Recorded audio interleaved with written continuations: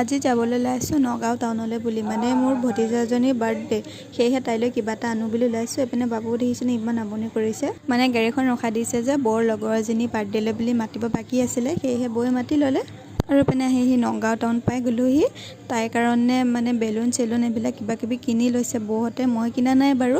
এপিনে বাবুৰ কাৰণে কিবা এটা খেলা বস্তু চালোঁ কিন্তু সি খেলিব পৰা বস্তু একোৱেই নাই দোকানখনত। আৰু এপিনে আৰডিলৈ আহিছোঁ। প্ৰথমে বিছনা চাদৰ এখন কিনি লৈছোঁ, তাৰপাছত দেহাৰ কাৰণে কিবা এটা বাৰ্থডে বুলি গিফ্ট দিম আৰু কিনো দিম সেয়েহে তাই ফ্ৰক এটা চইচ কৰিলে ইয়াৰ পৰা।